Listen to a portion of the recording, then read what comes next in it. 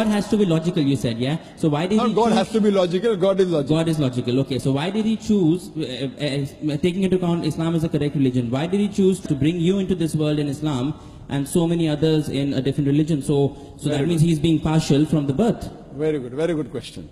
Brother asked the question that some people are born in Muslim family, and a person born in Muslim family, chances Muslim, born in non-Muslim family, non-Muslim.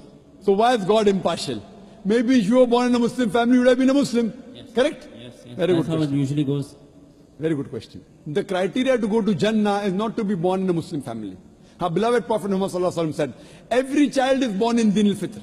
He's born as a Muslim. Yes. He's submissive to God. Later on, he's been influenced by his parents, by his elders, by his teachers. Then he starts doing idol worship, fire worship. He converts. Therefore, when a non-Muslim becomes the Muslim, the more appropriate word is revert rather than convert. He comes back to the original faith. Yeah. Now, the criteria to go to Jannah is not to be born in a Muslim family. Sure. The criteria to go to Jannah is Surah Al-Asr, chapter number 103, verse number 1 to 3, which says, Wal Asr, Innal insana lafi khusr, illa alladhina amanu, wa amilu salihati, wa tawasaw bil haqq, wa tawasaw bis sabr. That by the token of time, man is very in a state of loss, except those who have faith. Those who have righteous deeds, those who exhort people to truth, and those who exhort people to patience and perseverance.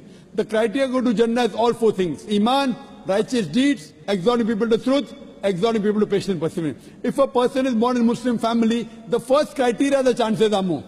Yes. Not the remaining three. Yes. Fine? Now you may be born in a righteous family, but not having Iman. I don't know. Yeah, but I mean, why was he born in a Christian family or a Hindu family? You know, he should be born. I mean, it's more likely that he gets the other things easily. There are four things to go to Jannah. If a person is born in a Muslim family but does not have righteous deeds, does not do dawah, he'll go to hell.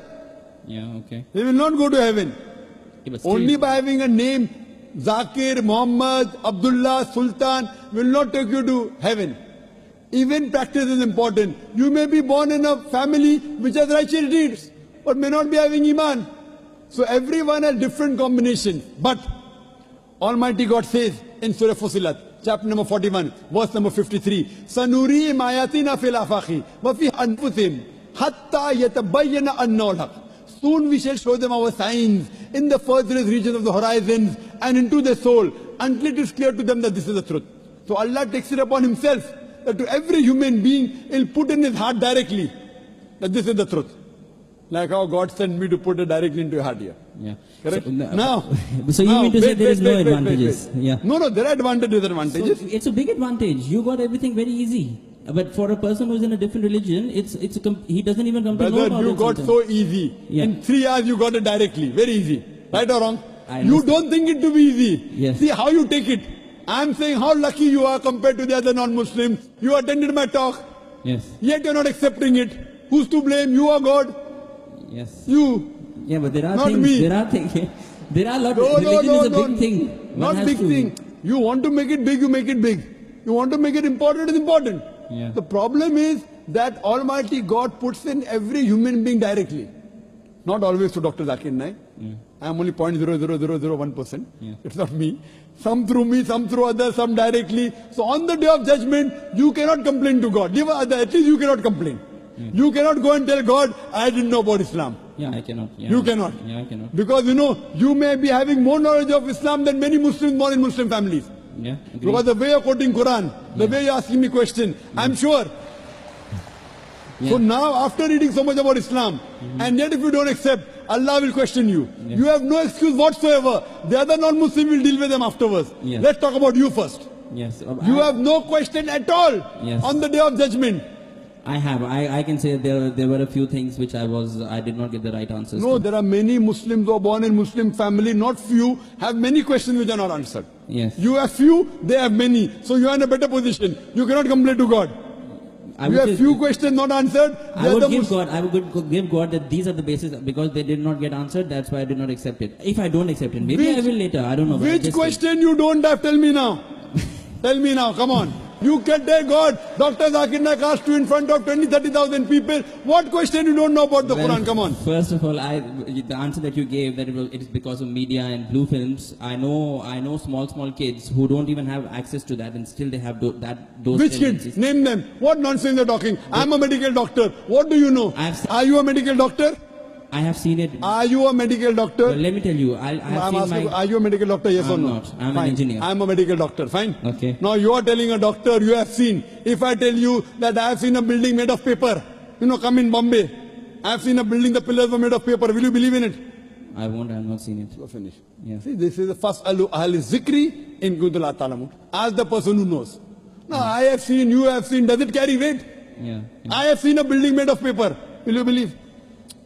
No, but your point is that it's only because of media. But I know. Point is it is not genetic. There is no scientific proof at all. It is genetic. I'm telling you. Right. Right. What I'm telling you, it can be one of the reasons. Yeah. There can be 20 other reasons.